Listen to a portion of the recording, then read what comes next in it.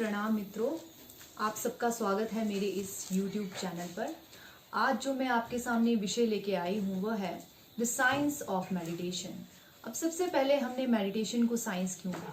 क्योंकि science deal करता है एक सिस्टमैटिक मेथड ऑफ लर्निंग से, जिसमें थ्योराइजिंग है, एक्सपेरिमेंटेशन है, कोई पहले से आपकी बिलीव्स नहीं है और ना ही कोई प्री कंसीव्ड आइडियाज़ हैं। सिमिलरली मेडिटेशन जो है वो भी इंक्वायरी है इनटू सेल्फ एंड कॉस्मोस, जहाँ पे रिजल्ट्स की पहले से कोई जजमेंट्स नहीं है और जिस सेल्फ एक्सप्लोरेशन के प्रोसेस को फुल अवेयरनेस और इंटेलिजेंस के साथ आगे बढ़ाया जाता है।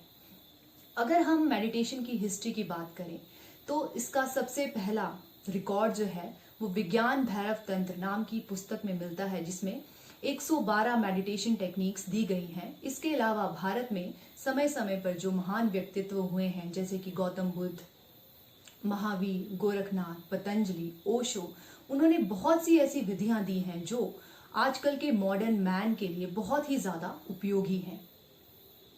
आजकल की मॉडर्न सिचुएशंस जहाँ पे व्यक्ति बहुत ज़्यादा टेंस है, जहाँ पे हर तरफ उसे एंग्जाइटी फैली हुई दिखती है, हर एक व्यक्ति चाहे वो किसी भी कास्ट का हो, रिलीजन का हो, चाहे वो अमीर हो या चाहे वो गरीब हो, तो वो बहुत सी समस्याओं से हमेशा जूझता रहता है, जैसे कि stress, boredom, addiction, social confirmation, anxiety और भी अलग अलग टाइप के डिसऑर्डर्स। इन सभी प्रॉब्लम का कारण क्या है? इन सभी प्रॉब्लम्स का एक ही कारण है, वो है incessant activity of the mind. जो माइंड की लगातार बिना रुके जो एक्टिविटी हमेशा चलती रहती है, वह इन सभी प्रॉब्लम्स का असली कारण है। और हम लोग ये जान नहीं पाते क्योंकि हम अवेयर नहीं हैं और हम रिस्पॉन्सिबल ठहराते हैं एक्सटर्नल सिचुएशंस को अपनी सभी प्रॉब्लम्स के लिए, लेकिन एक्चुअली जो प्रॉब्लम है वो कहीं पे अंदर है। तो यह जानना भी बहुत ज़्यादा ज़रूरी है कि प्रॉब्लम बाहर है या हमारे अंदर। अब बात आती है मेडिटेशन की। मेडिटेशन ऐसा वर्ड है जो आजकल बहुत ज़्यादा यूज़ किया जा रहा है, जिसको मैं बोल सकती हूँ आजकल शायद बहुत ज़्यादा फैशन में भी है। बहुत से इंस्ट्रक्टर्स हैं, गुरुज हैं, थेरेपिस्ट्स हैं, मोटिवेशनल स्पीकर्स हैं जो मेडिटेशन के बारे में बात करते हैं, लेकिन बिना ये एक्चुअली अंडरस्टैंड किए कि मेडिटेशन का मतलब क्या है और ये एक्चुअल में ये प्रोसेस क्या है। बहुत से लोग हैं जो कंसंट्रेशन को, चैंटिंग को, प्राणायाम को, प्रेयर्स को मेडिटेशन कहते हैं, लेकिन यह सभी मेडिटेशन नहीं है। तो सबसे पहले हमें यह जानना ज़रूरी है कि जो हमारी प्रॉब्लम्स का कारण, जिसको मैंने कि माइंड कहा है, वह माइंड क्या है, तभी हम मेडिटेशन तक आगे पहुंच सकते हैं। माइंड को अगर हम सिंपल भाषा में एक्सप्लेन करना चाहें तो mind is flow of thoughts, एक मूवमेंट जो आपकी कॉन्शियसनेस में होती है या आपकी चेतना में होती है, और ये मूवमेंट कॉज करते हैं एक्सटर्नल इन्फ्लुएंसेस या बाहर की सिचुएशंस, जिनको आप कंसीव करते हैं अपने सेंस ऑर्गन्स के थ्रू। मीन्स जो आप देखते हैं, जो आप सुनते हैं और जो आप बिना बात के हमेशा बोलते रहते हैं। तो ये सारी चीज़ें जो हैं ये माइंड के लिए स्टिमुलस हैं। इसके अलावा आजकल टेक्नोलॉजी इतना बढ़ गई है तो माइंड को कॉन्स्टेंटली जो है ये स्टिमुलस बाहर से मिलते रहते हैं, जो फाइनली इस समस्या को जो है उत्पन्न करते हैं। अगर मैं एक एग्जाम्पल से आपको समझाना चाहूँ तो आप विजुअलाइज कीजिए कि जो माइंड है आपका, जो कॉन्शियसनेस है आपकी, वो एक पॉन्ड है, और उस पॉन्ड में जब आप एक पत्थर फेंकते हैं तो उस पत्थर को आप सोच लीजिए कि वो है आपके एक्सटर्नल इन्फ्लुएंसेस या एक्सटर्नल सिचुएशंस। उस पत्थर को फेंकने के बाद जो पानी में रिपल्स या जो डिस्टर्बेंस जनरेट होती है वह है आपका माइंड। माइंड किन चीज़ों से बनता है, कैसे बनता है? माइंड है आपके थॉट्स की एक्यूमुलेशन, जो आप constant information, constant facts gather कर रहे हैं इधर उधर से, जो आपकी कंडीशनिंग शुरू से हो रही है। तो एक प्रोफेसर का माइंड जो है वो हमेशा बड़ा होगा as compare to a mind of a labourer, क्योंकि प्रोफेसर के पास बहुत सारी इंफॉर्मेशन है, बहुत सारे फैक्ट्स हैं जो उसने अपने दिमाग में इकट्ठे कर रखे हैं, और जितना ज़्यादा ये इंफॉर्मेशन, फैक्ट्स, उतना ज़्यादा माइंड, और जितना बड़ा आपका माइंड होगा उतनी ही ज़्यादा आपकी उसके साथ ईगो आइडेंटिफिकेशन भी बड़ी होगी।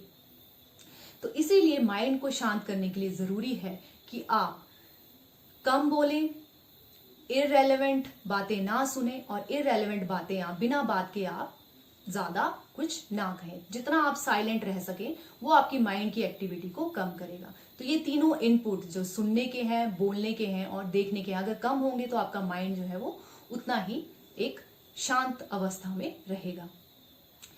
अगर हम कॉन्शियसनेस की बात करें तो कॉन्शियसनेस दो स्टेट्स में एग्जिस्ट करती है। एक उसकी नेचुरल स्टेट है जो जिसके साथ हम ट्यून में है, जिसका एक्चुअल नेचर ही है साइलेंस, एम्प्टीनेस या फिर नो माइंड।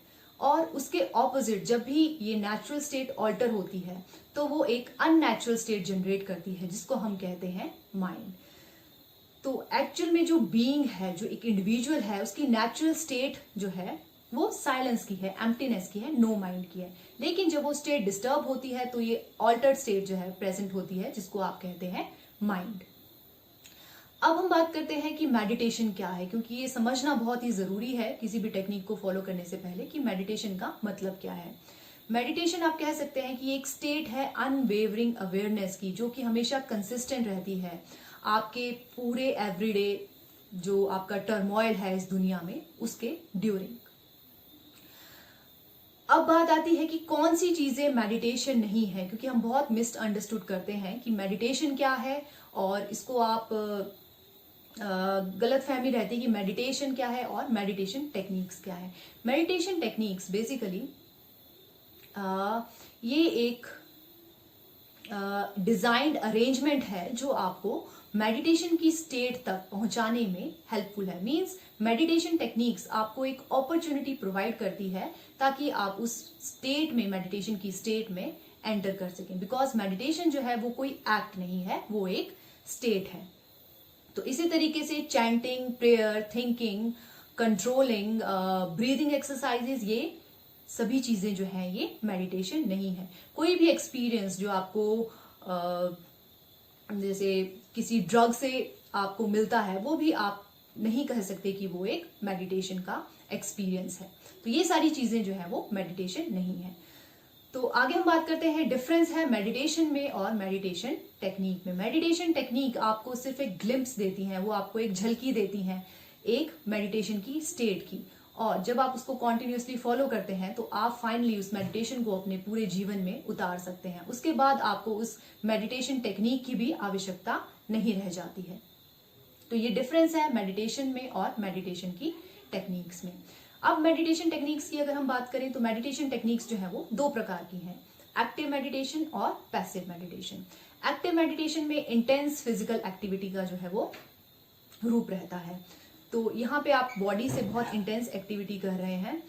और पैसिव मेडिटेशन टेक्निक्स बेसिकली जो सारी ट्रेडिशनल टेक्निक्स हैं वो पैसिव हैं, जिसमें आप साइलेंट सिटिंग करते हैं। एक्टिव मेडिटेशन टेक्निक्स बेसिकली सबसे पहले शुरू करना बहुत ही ज़रूरी है, बिकॉज आजकल का जो इंडिविजुअल है वो बहुत ज़्यादा रिप्रेस्ड है, उसके इमोशंस रिप्रेस्ड हैं, उसकी फीलिंग्स रिप्रेस्ड हैं। तो एक्टिव मेडिटेशन टेक्निक एक कैथार्टिक टेक्निक है जो आपकी उन रिप्रेस्ड फीलिंग्स को और भावनाओं को बाहर फेंकती हैं, और उसके बाद आप कोई भी पैसिव मेडिटेशन टेक्निक जो है वो फॉलो कर सकते हैं। एक्टिव मेडिटेशन टेक्निक्स बहुत सी हैं, जैसे कि ओशो ने भी दी गई हैं। डायनेमिक मेडिटेशन है, कुंडलिनी है, नटराज है, etcetera etcetera. Passive meditation techniques में जाजेन है, विपस्सना है, हॉलो बैम्बू है। तो ये सभी टेक्निक्स जो है ये भी फॉलो की जा सकती हैं। अब मेडिटेशन से आपकी जिंदगी में क्या बदलाव आएगा या आप अपने जीवन में क्या एक्सपीरियंस महसूस करेंगे। तो सबसे पहला चीज जो आप अनुभव करेंगे वो है कि आपकी जो अप्रोच है लाइफ के लिए वो बहुत ज्यादा इजी हो जाएगी, बहुत ज्यादा रिलैक्स हो जाएगी। फ्रीडम ऑफ बीइंग अलोन, जो आजकल व्यक्ति बहुत डरते हैं, घबराते हैं अकेले रहने से, तो उस भय से आप कहीं ना कहीं मुक्त हो जाएंगे। आप अपने आप में भी बहुत आराम से, आनंद में अपना जीवन व्यतीत कर सकते हैं। कनेक्शन विद द सेल्फ, आप अपने में बहुत ज्यादा अपने आप से कनेक्टेड फील करेंगे। आप अपने को बहुत इजिली किसी भी फॉर्म में एक्सेप्ट करेंगे। कंपैशन आपके लिए, आपके जीवन में दूसरों के प्रति बहुत ज्यादा बढ़ जाएगा। आपकी एफिशिएंसी कोई भी काम करने की इस दुनिया में वो डेफिनेटली इंक्रीज होगी। इसके अलावा जो आपकी ग्रेटफुलनेस है, थैंकफुलनेस है टुवर्ड्स द लाइफ, वो भी डेफिनेटली आपके जीवन में कहीं ना कहीं एंटर करेगी। अंत में मैं यही कहना चाहूंगी कि ये सभी विधियां जो मैंने आपको बताई हैं, मेडिटेशन टेक्निक्स जो आप इस्तेमाल करेंगे, वो आपको सिर्फ एक लेवल तक ले जाएंगी, लेकिन उसके आगे का रास्ता आपका बहुत आसान हो सकता है अगर आप एक जीवित गुरु की, सदगुरु की शरण में जाते हैं। क्योंकि आप एक गुरु की प्रेजेंस में जो आपकी गति बहुत आसानी से और इतनी जल्दी हो सकती है, वो आप अकेले वो रास्ता तय करना आपके लिए बहुत ही कठिन होगा। तो मेरा अपना पर्सनल एक्सपीरियंस है, मैंने स्वामी अशोक भारती जी के सानिध्य में जो भी कुछ पाया है, जो भी कुछ अनुभव किया है, मैं उसकी बहुत बहुत आभारी हूँ। और मैं आशा करती हूँ आप भी उनसे ज़रूर जुड़ेंगे। और एक जीवित गुरु की मैं यही कहना चाहूँगी, आपके जीवन की जो आवश्यकता है वो बहुत ही ज़्यादा ज़रूरी है, अगर आप जीवन में सच में कुछ नए आयामों को पाना चाहते हैं। धन्यवाद।